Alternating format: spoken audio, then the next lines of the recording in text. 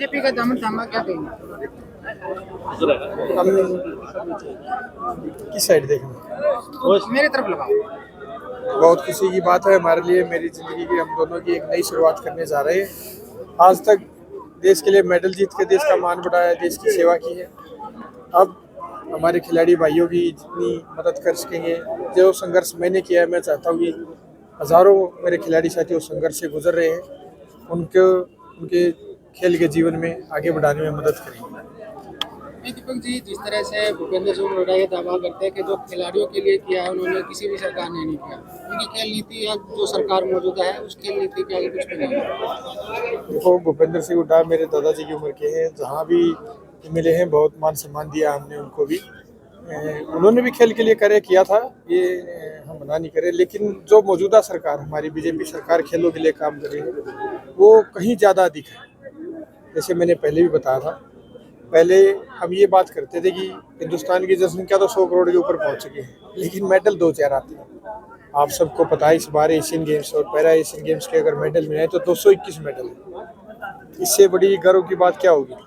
और रही बात ग्राउंड लेवल पे, तो जो खेलो इंडिया स्कीम है, खेलो इंडिया यूनिवर्सिटी गेम्स, किसी भी बच्चे खेलो इंडिया में कोई भी मेडल आता है तो उसको हर मंथ 10,000 रुपये से स्टार्टिंग है, 10,000, 20,000, 30,000 हर मंथ सहायता राशि मिलती है।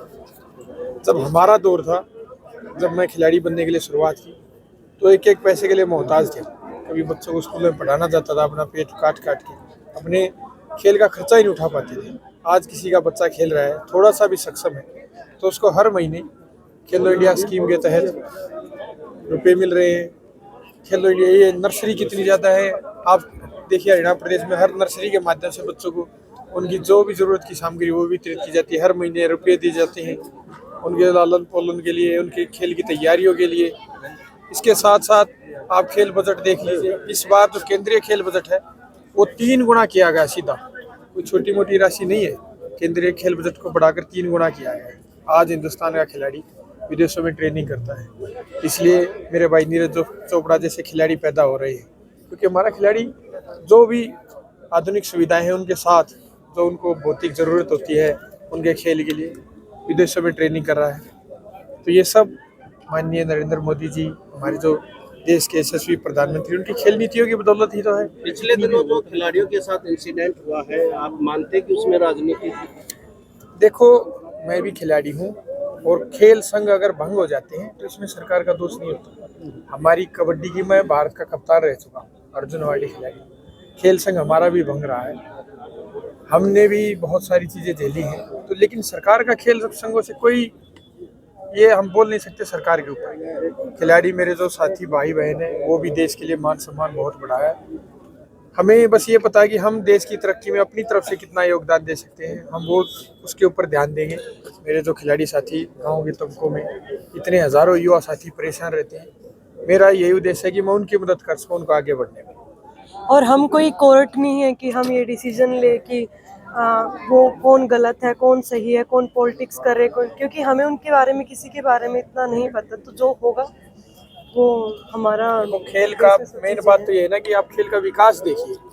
आज हमारे गांव की माताएं बहनें खुद अपने बच्चों को लेकर स्टेडियमों में आती हैं। पहले हरियाणा में ऐसे नहीं था, बच्चे खेलते थे, खेल का विकास भी था। ये सामने राजीव गांधी स्टेडियम है, इसमें अगर आप देखेंगे तो कम से कम 100 माताएं अपने बच्चों को लेकर आती हैं। किस लिए? इसी उम्मीद में ना कि उनको पता है कि खेलो इंडिया में खेलेंगे या किसी भी अंतर्राष्ट्रीय स्तर पर या राष्ट्रीय स्तर पर खेलेंगे। अगर राष्ट्रीय नेशनल गेम्स में पदक आता है तो डायरेक्ट जूनियर कोच की भर्ती की जाती है।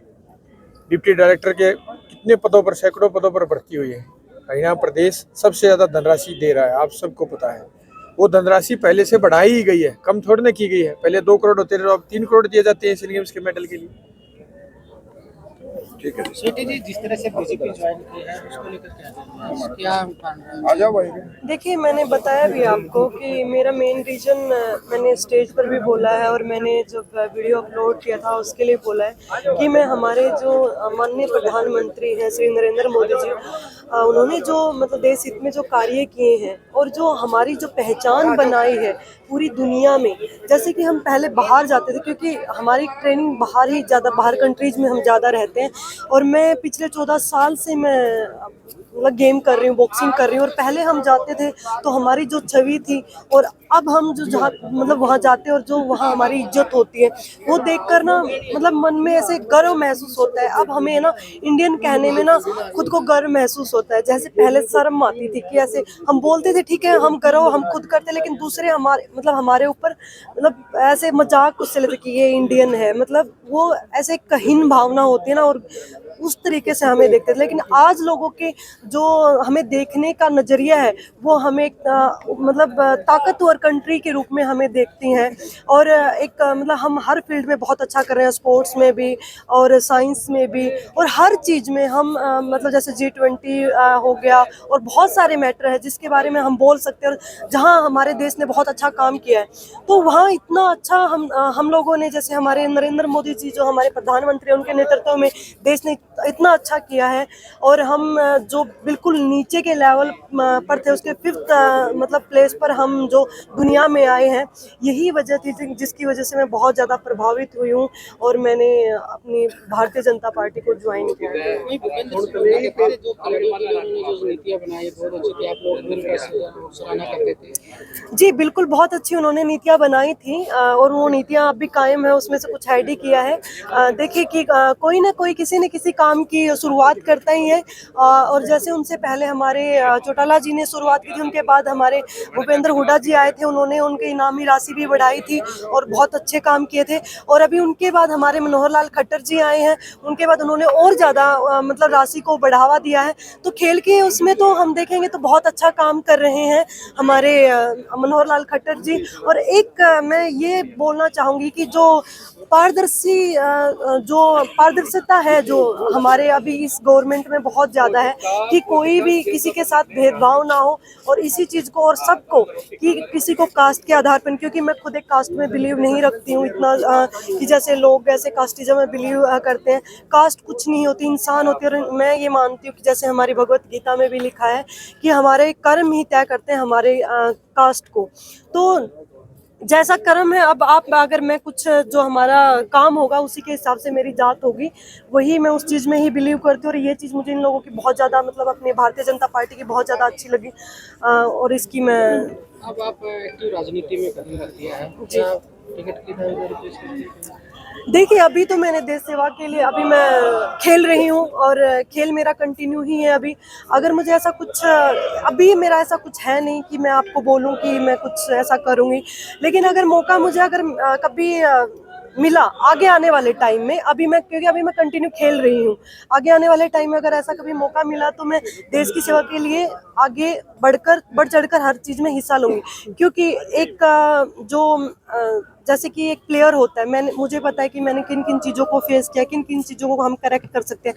अगर हम उन चीज़ों को सिस्टम में रहकर करेक्ट कर पाए, उससे अच्छा मतलब हो ही क्या सकता है। क्योंकि जब हम सिस्टम के खिलाफ अगर कुछ बोलते हैं तो अगर हम जैसे बोलने से अच्छा अगर हम उस सिस्टम में रहकर वो चीज़ें करेंगे तो बहुत ईजिली हो जाती है ना। कि क्योंकि सिस्टम जो मतलब होता है कि कुछ, अब मान लो कि मेरी सोच अलग है और मतलब और किसी की सोच, दूसरे की सोच अलग है, हम किसी के ऊपर अपनी सोच नहीं थोप सकते। और मैं प्लेयर हूँ, जरूरी नहीं है कि दूसरा भी प्लेयर और वो सिस्टम में आएगा तो मतलब खेल डिपार्टमेंट में आएगा तो उनकी सेम थॉट प्रोसेस होगा। क्योंकि कोई किसी चीज़ के ऊपर काम करता है, कोई दूसरा किसी और चीज़ के ऊपर काम करता है, लेकिन मेरा इस चीज़ में आने का सिर्फ यही मोटो है कि मैं अपने देश में जो खिलाड़ियों को और ज़्यादा ऊपर तक लेकर जा सकूँ। जो ग्रास रूट पर जो बच्चे हैं जिनको मतलब सहायता नहीं मिलती, इस वजह से वो दम तोड़ देते हैं, जबकि उनका खेल बहुत अच्छा होता है, और जो कि ओलंपिक में मेडल लाने के वो लायक होते हैं, और फिर भी उनको मतलब चांस नहीं दिया जाता, उनके साथ भेदभाव होते हैं, उनके साथ पॉलिटिक्स होती है, जिसका मैं भी शिकार हुई हूँ। 2020 में भी मेरे साथ ऐसा हुआ, लेकिन उसमें गवर्नमेंट इन्वॉल्व नहीं होती है, क्योंकि कुछ कोचेस भी रहते हैं, कुछ फेडरेशंस भी रहती हैं, सब चीज़ें होता है, बहुत सारा मतलब बहुत सारे फैक्टर होते हैं। और उन फैक्टर्स को हम कैसे ठीक कर सकते हैं? हम सिस्टम के अंदर अपने आप को डालकर, अपने ऐसे किसी व्यक्ति को डालकर जो मतलब फेयर